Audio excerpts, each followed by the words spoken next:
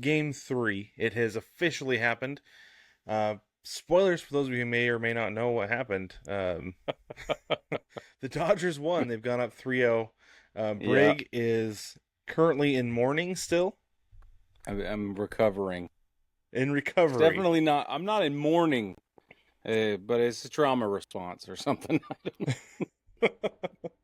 I don't think you reach the It point was of mourning bad. until after the series is over. Is that right? Yeah. Okay. Correct. Yeah. This All was right. bad. This was not good.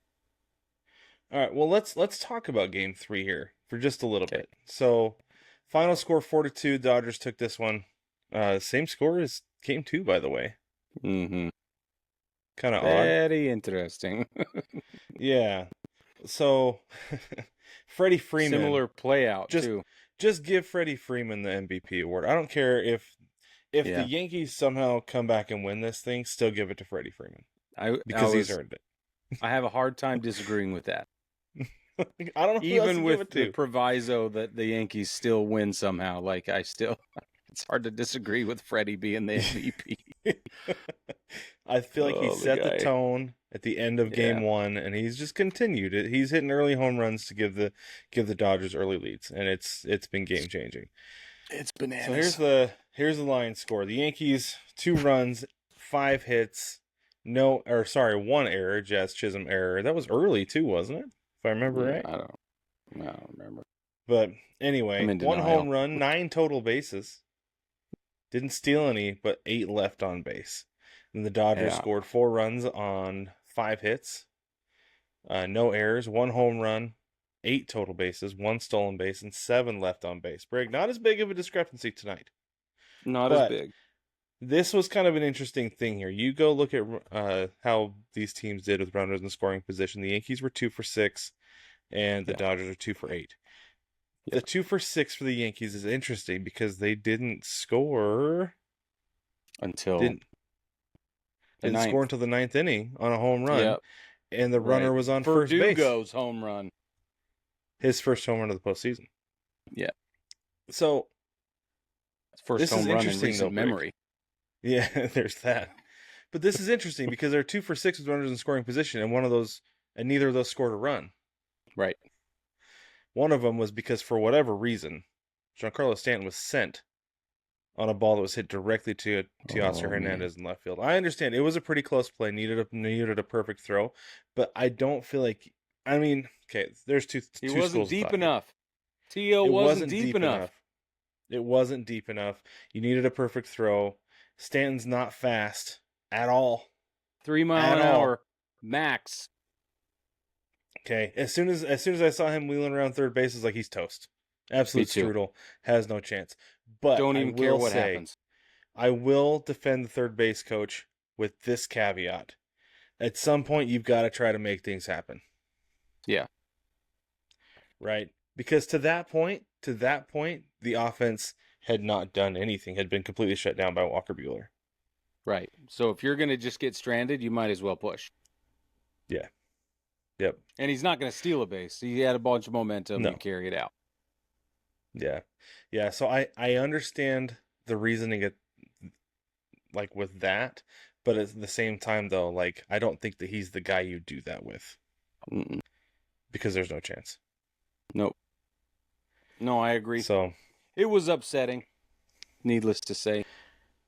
It was upsetting to watch it happen as a neutral party. Yeah. Yeah, you don't care. So hard. I do not care. I was excited to see play at the plate. I love a play at the plate, but I was upset at the fact that he had sent Stan in that situation because I didn't think that it made a whole lot of sense.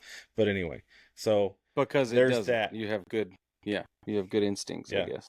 The Dodgers, on the other hand, were 2 for 8, and both those runs scored. Sure Kike did. Hernandez, by the way. Kike Hernandez somehow becomes a world beater in the playoffs. I don't know what it is. But me neither. Let's look at his. I want to look at his numbers tonight, real quick. Okay. Because he was 1 for 4 tonight, but I'm pretty sure he was the one who drove in Gavin Lux. Am I wrong?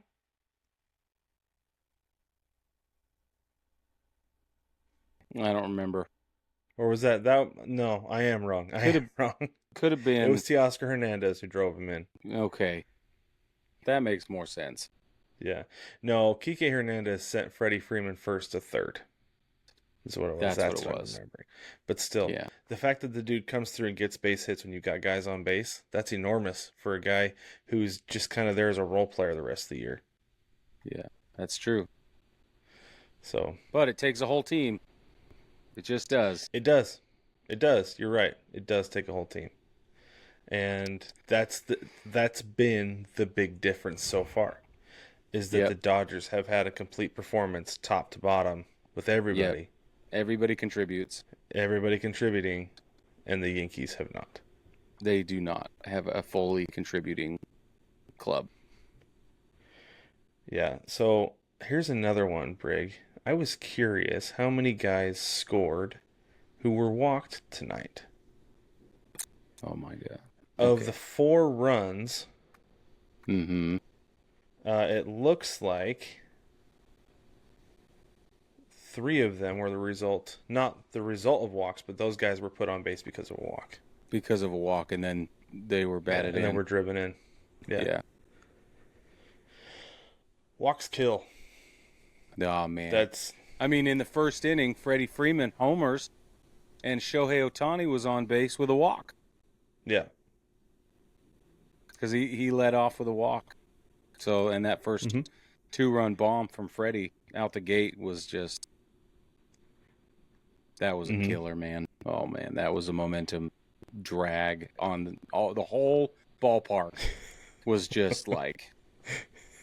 I mean, if it was as bad on my couch, then it had to have been horrible at the ballpark. It must have been. But do you feel like it deflated the entire ballpark? Yeah. Just like, here we go. How could it not? Yeah. I mean, talk about getting punched in the mouth right off the bat.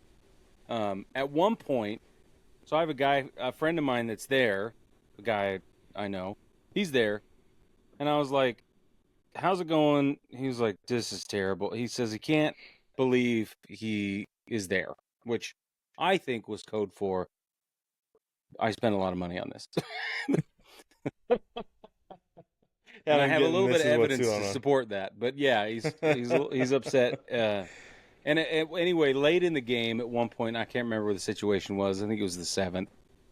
I'm on the television. I can hear "Let's Go Dodgers" at Yankee Stadium, and I was like, "Hold on." So I text him, and I'm like, "Am I hearing this right?" And he's like, "Yep, it's terrible." I'm like, "Holy crap!" So then I said to him, Hal Steinbrenner and Cashman should be livid. And he's like, I just don't think they are. I think they're just going to be upset. You didn't think so? He said, I think they're going to be upset that we might not get a 5th game worth of revenue. Yeah. And I was like, yeah, you're probably right. It's hard to disagree with that. Yeah. I feel like that's a big difference. Like, the team wants to win, but the Dodgers seem like they want to win all the way, like top to bottom. Oh, yeah. Yeah. I don't want to say the Yankees you don't spend that kind of money. It's a different vibe.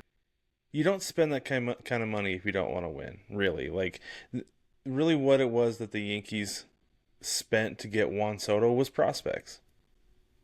Yeah, they haven't spent hardly any money to get him yet. Yes, he had a big contract that they took on, but they didn't shell out the money in free agency that they're going to have to shell out to keep him. So it's going to be very telling to see what happens in this offseason, no matter what happens. The Yankees get swept or win in 7. It doesn't matter.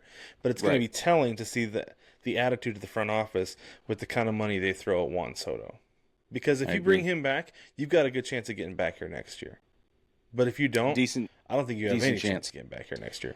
I agree. Here's the other thing. Reports are already starting to surface that the Dodgers are going to throw in their hat for the Juan Soto sweepstakes. Of course they are. Yeah. Of course they are. Yeah. Because they get players for free because of ticket revenue. Yeah, exactly. And if they do deferred payment situation like they did with Ohtani, they pretty much can afford everybody. Yeah. Yep. Yeah, no, their ticket revenue pays for everybody. They don't have to worry about TV money or anything else. Like they're getting players for free basically. And when it comes down to it, though, everybody can afford them. Like we've said this before, anybody can afford them. It's just a matter of whether Yes. the owners are willing to spend the money. The Dodgers obviously are. Oh yeah, willing to spend the money. The Yankees, so are the Mets. Historically, the Mets are. Have been willing to. The Mets absolutely are. But like I said, it's going to be interesting to see if this leadership group with the Yankees is willing to, or if they're like, we just I don't know. We'll see. We'll see what happens. I didn't mean to sound like an Italian mobster there, by the way. It was nice. I liked it. Also, I have an intuitive gut feeling about how this is going to go, and I will save it until it is prime, until it is absolutely relevant. It is not at this moment. We will finish the World Series first. Oh, you're talking. Oh, okay. You're talking about the come back in another episode when I tell you what I think about Juan Soto. Okay, and his prospects. That sounds good. But let's talk about Juan Soto for just a minute, because we were looking at something earlier and we kind of skipped over, but we saw it again tonight. Mm-hmm. Defensive issues. So he did say coming into the season that he wanted to get better at defense, which is commendable, right? Yeah, of course. This guy knows his weaknesses. Anytime a guy who's worth that much money says, I want to get better here specifically, is like, wow, that's amazing. Yeah, like, good for him, because he could easily just be like, I am what I am on defense. You're paying for my bat. Whatever it is, what it is, right? For sure. Yeah. But he has said that he wants to get better, and maybe he has, because I haven't seen the numbers before this year. But we did some digging on Baseball Savant, and we did find, where was this at, Brig? I cannot find it on our sheet. Exactly what we found out about Juan Soto defensively. I'll find it. I got it right here. Okay. Share with the class, if you will. All right, so a couple of the interesting things that we noticed about Juan Soto, defensively specifically, is that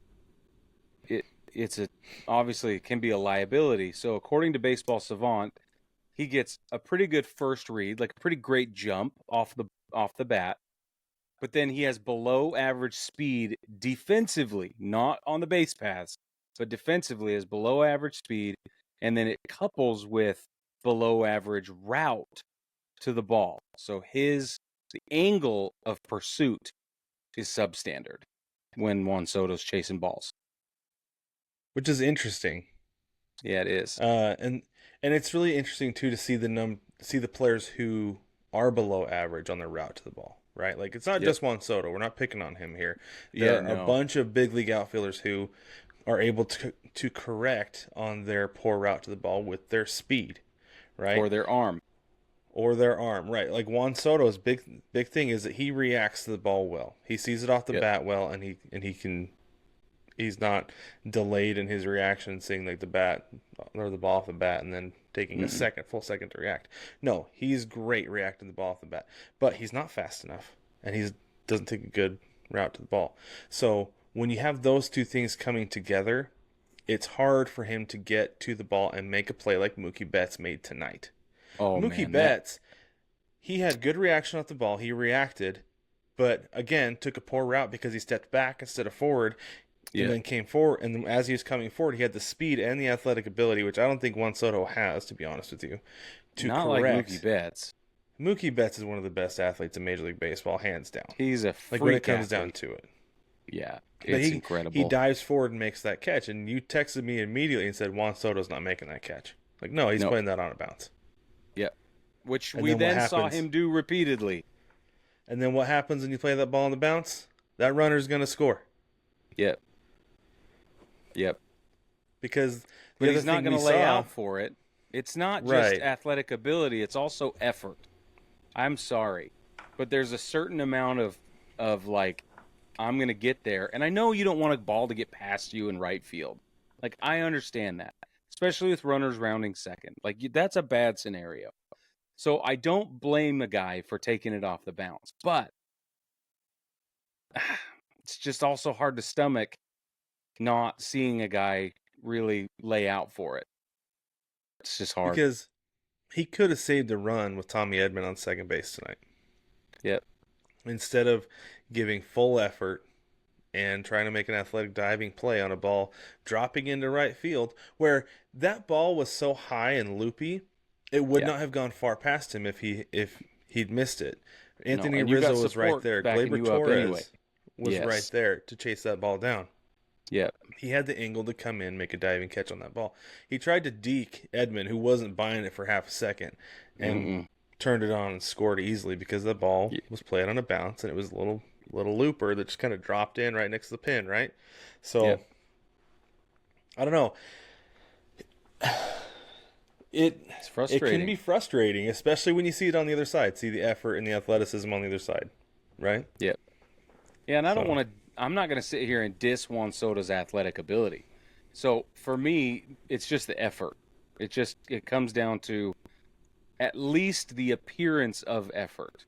I'm not the guy. I don't know what he's putting forth. Maybe that's his 100%. I have no idea. But it doesn't. It's bad optics, especially when you're getting a 1-to-1 comparison every other half inning, and we can see. Right. You know what I mean? Like that. That's.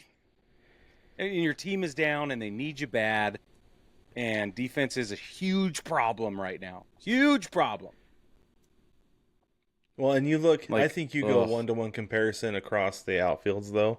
Like, if you look at what the Yankees have compared to what the Dodgers have, the Dodgers just have a lot more athleticism and speed going around. Yeah, like, they do. Teoscar Hernandez is a typical left fielder. He can move, but he's not fast, right? And has the weakest arm out of everybody out there, probably. Kike Hernandez can move. They got him playing center field. That dude can flat out move. And even if you put Tommy Edman out there, you're going to be okay. Right. Yeah, and Mookie Betts, obviously, like we said. Oh, yeah. Forget about it. But Doogie's a great defensive left fielder. Like, Verdugo does a great job out there. I don't know, man. I guess I'm just going off of what happened the other night with that ball bouncing off the base of the wall and shooting. When he blew a bubble. Oh my word. I'm like, okay, it took a weird spin. It hit the corner. You slipped. I got it. All of that is forgivable until I saw him pop a bubblegum bubble. And then I was like, nope. You don't care. I don't care. You don't care. I don't have to care either. Right? Like, you get no apologies from me at all. I'm still mad. And I don't, it's just probably autopilot. He's been blowing bubbles his whole life playing defense. Like, whatever, that's fine. Again, it just comes back to it's a bad look. It's just a bad look in that moment. Yeah. But because he extended the game by Robin Ohtani, right, in game 1. Yep. So, so the effort, for the most part, is there. And the quality of defense is there. But I don't think you have the speed and athleticism in the Yankees outfield that you have in the Dodgers outfield. And it's making a big difference. It's making a difference on balls dropping the outfield because the Yankees are not able to take an extra base. The Dodgers are taking extra bases. 100%. So, okay. 100%. That's game 3. Again, the Dodgers are up 3-0. We have game 4 coming up. If you're watching this on Tuesday or listening on Tuesday, tonight, 8:08 p.m. Eastern Time, again. So far, we know that Luis Gil is going. We don't know who's going for sure for the Dodgers. Oh, no, we do. TBD. Old TBD is going. Taking the mound TBD is going for the Dodgers. Yeah. He's definitely going to be starting. I'm going to guess it's going to be bullpen day. I don't know for sure. They've kind of been burning through bullpen arms so far. But listen, let's make it very clear. Let's make it very clear that this bullpen, all the way around this Dodger pitching, fabulous. It's been fabulous. It's been lights out. I mean, they shut out the Yankees until the 9th, bottom of the 9th. So I think what was it, 8 1/3 with nothing. Yeah. So, now hear this. We get it. We said pitching wins championships, and these have not been high-scoring games because pitching is winning this championship. And it's not the Yankees pitching. Right. The Dodgers pitching is, it's always been good, but this, I feel like, is next level. It's just incredible. Well, so coming into the season, I thought the starting pitching was still going to be their weak spot. Because I thought that there were enough holes that it was kind of like, okay, maybe. No, but they, like I said, they went and they shored up. They got Glass now, and then and it's like, oh, we got May coming back. Nope. That lasted about 5 minutes. Got Buehler coming back, but he wasn't good in the regular season. He's good now. No. Somehow, this is not the Walker Buehler we saw in the regular season. No, but Walker Buehler's postseason numbers and even his World Series numbers alone are just incredible. And we didn't know that until tonight. Now it's like, oh, okay, we got it. Like we see it. Well, he was outstanding tonight, though. Dude, like he was next level good tonight. Unbelievable. I think the Dodgers throughout the season had and this might be a little bit of an exaggeration, but I think I heard that they had 700,000 starters on the IL at some point. Could have been 705,000. Yeah. I don't remember, but it was a pretty revolving door all year long. It was a lot. I think that number sounds right. Yeah, I think you're right there. But feels right.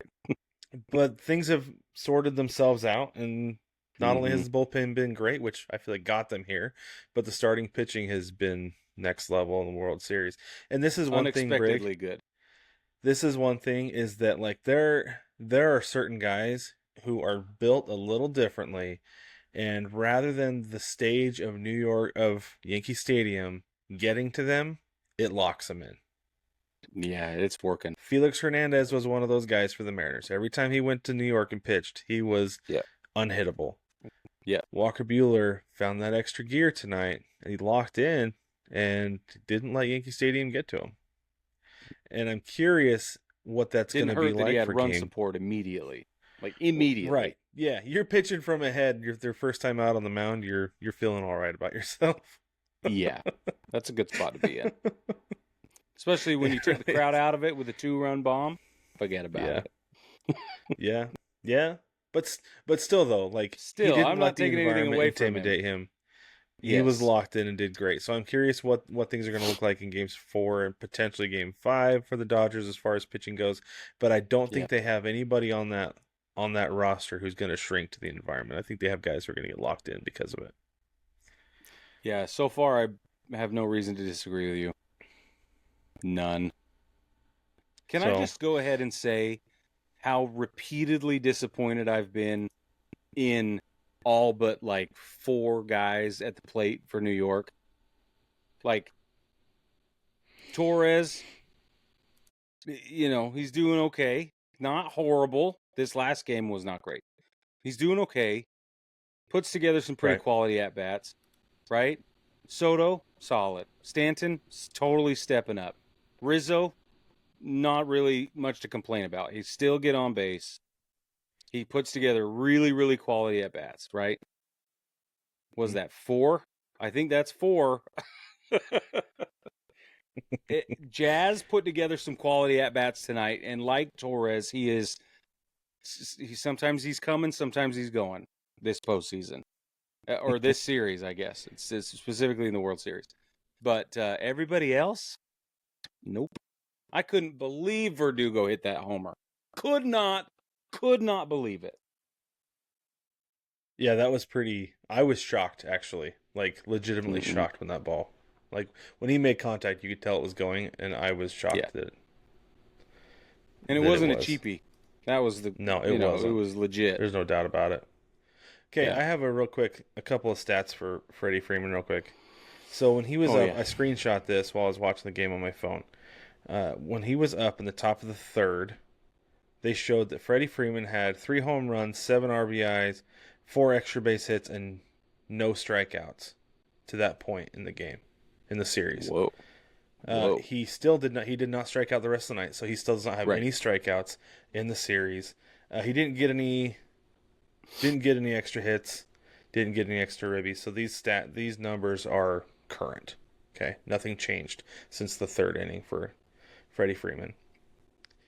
As of the 3rd inning of tonight, the New York Yankees had in the series 2 home runs, 5 RBIs, 3 extra base hits, and 23 strikeouts. So off the top of my head, you can add 1 more home run, 3 home runs, 7 RBIs. Probably at that point you can add 2 extra base hits. So 5 extra base hits to 4 of Freddie Freeman. Whoa. Holy crap. Yeah. That tells the story right there. It does. It's bonkers that one guy can make that much of a difference compared to an entire team. Yeah, that's crazy. That's crazy. Winning it by himself. Look, if the Yankees play tonight's game, they play Game 4, the way they played Game 3, they don't deserve it. You're not wrong. The end. If they play like they played in Game 1, okay. All right. Hungry, aggressive, really professional at-bats, okay. Right? Like, even if they lose, but it goes the way it went in Game 1, I'll be less upset. If it goes the way the Game 3 went, I'm be livid. I'm going to go deeply in the morning. I'll put my head right in the sand. Good thing you have another week before you have another show. I know. So here's part of the problem is Judge. Oh my! 0 for 3 tonight. Only one strikeout, but he's hitting a $140 with a 580 OPS. It's not good. Not good enough at all. Not even close. No. Don't you dare hedge for him right now. Nope. Look, I love the guy. He got us to this point. We all do. Everybody does. It's been a disappointment. We want to see him perform on the biggest stage, but he has not. Nope, he has not. It's been... Can we say embarrassing? Yes, it has been. Because it's been embarrassing. I'm sure he is. I'm sure he is I don't want to talk about him like that, but we've talked about Ohtani being basically a non-factor in the series, and he's still hitting 245 and 837 OPS. Yeah, exactly. That you Judge have is 140. Judge has 43 at-bats, 6 runs, 6 hits, 2 homers, 6 ribbies, and a stolen base, batting 140 with a 278 on base and a 580 OPS. That's all of this postseason. That's all of the postseason? That's the entire 2024 postseason. That is, you're right. He is 43 at-bats and a $140. Here's one for you. Okay, your top 3 guys. Are you ready? This is for the Yankees for the postseason. Okay. Soto is 10. This is all OPS. Soto is 1095. Stanton is 1110. Mm-hmm. And then you've got Rizzo at 926. Mm-hmm. Mm-hmm. Your next guy is Gleyber Torres at 786. Are those not the 4 guys I brought up? Those are the 4 guys you brought up. Yep. Now, where does it go from there? Your next best is Volpe at 648. Exactly. And he has not been trustworthy. Nope. It seems like he's been better than he was in the season, though, wasn't he? I don't know his numbers off the top of my head, but I know that a lot of people don't love him offensively. Am I wrong there? No. It's feast or famine. He's batting middle of the lineup. Not at the top. Feast or famine. I guess. I think he has less pressure in the middle than he has in... Right. And we've seen him lead off. We've seen him in other spots. But, yeah, a lot less pressure. I think that he rose to that in the tail end of the regular season. But this postseason, it's just... I mean, I don't know, man. I don't want to be too disparaging, but it's just... It doesn't... There's no energy. There's no confidence. There's no zhuzh on anybody in the lineup except for Stanton and Soto. Those are the only 2 guys that look like they have a spark. Rizzo's pissed and is determined to do... He will make it happen if he absolutely has to. That's the energy we're getting out of him. Torres is playing for his next contract. Like that's what he's going into he's in a walk here. That's exactly what he's doing. Let's compare that real quick. I want to look across the diamond here and look at the Dodgers because this is so much more even keel. You don't have any outliers that are up over 1,000 with their OPS. But what you do have is you have Mookie Betts at 976 because of course you do. Top dog. And then you've got Ohtani at 837. and Muncy at 843. Kike Hernandez at 850. I mean, he's not going to get as many at bats, but still, he's crazy up there. Because, like That's I said, crazy. He's a postseason monster. I don't understand it. And when he's in, he's making it happen. Mm-hmm. Yeah, Freddie Freeman 783, Teoscar Hernandez 743, and then your next is who is really like qualified. You've got Gavin Lux at 562 and Will Smith at 542. And those are guys who we talked about earlier who just aren't getting the job done offensively, but they're doing other things to help. So they're supplementing. They are. Yes, right? They're still contributing. Will Smith has been a beast behind the plate, making plays. And called some great games. And Gavin Lux, when he gets on bases, apparently he's been dealing with a hip thing. I didn't realize that until tonight. Oh, I didn't know that. They were talking about it as he was rounding third because he looked kind of ginger on it. And so they're saying that he's been dealing with a hip thing for a while. And so I wonder if that's part of the reason, because he's an offensive first guy. Yeah, for sure. Over the last couple of years, there's been some issues with him defensively. They've been trying to find a spot for him. That's why they keep moving him around. Yeah, exactly right. Because they want his bat in the lineup. But anyway. So exactly. I think that's probably affecting him offensively. But he's still out there liking it out. So good for him. And if you have only two guys under 600, you're going to be okay. Right. If you have only 4 guys over 600, you're not going to be okay. Whatever. No, that's not how it works. Yeah, really though. Like 1, 2, 3, Volpe's 4 guys on the bubble over 600. Verdugo's at 600. There you go. Wow, not going to do it. Clearly, it's showing. Mm-hmm. These games, like I said, scores, the runs scored, they're not telling the whole story. I was talking to my buddy, and I was like, this feels like 12-0. Like it's 4-0. It feels like 12-0 is what I said. It just feels lifeless. It's out of reach. Yeah. So that was actually an interesting stat that they shared in the 9th inning. When the Yankees came up bottom of the 9th, down 4, they said the largest deficit that's ever been made up in the bottom of the 9th of a World Series game is 2. 2. That's crazy. It's crazy. And that was 2015 with the Royals. In the 12th inning. It ended up being like in the 12th inning or whatever. Mm-hmm. Yeah. Yeah. Nah, man. So, you're right, though. It does feel out of reach because the Yankees' offense has been shut down so badly that you don't have any confidence in to get anything going until the 9th inning, apparently. We've like stepped game it 2 up. and now game 3, and then I mean late in the game 1. So game 1, 2, and 3 have been super late life.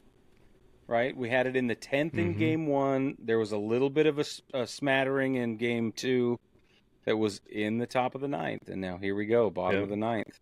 2 more runs. It's weird. It is weird. So you talked earlier about hoping that the momentum from game 2 in the 9th inning was going to carry over to game 3. Yeah. But it just didn't. No, it didn't. I'm curious if they can find a way to carry over any of that momentum from the 9th inning in game 3 over to game 4. I don't know if they'll be able to, because I always call home runs rally killers, and that's what that felt like right then. My wife, my son were both like, "Oh, but it's only 2 runs." Like, but there's nobody on base. What are you gonna do? Right. Yeah, it doesn't. You got to start it all over again. Yeah. And so I understand that it cut the deficit quick, but then you've got to start again. Right. And that's the only problem I have with the home run with that kind of a deficit. Yeah. Yeah. And there were 2 outs, and it just, I mean. Yep. Who doesn't love a 2-out rally? But not in the bottom of the 9th, game 3 of the World Series. With an unreliable lineup. If you put the Dodgers lineup in that same scenario, you feel like it's going to happen, don't you? You're like, okay, maybe. Yeah. Maybe we can do it. You put the Yankees like in tonight, I was like, I don't know. Yeah. No way. I was like, honey, why don't you just go to bed? Like, it's okay. I'll be up a little while. Yeah. I'm going to go cry. It's going to be fine.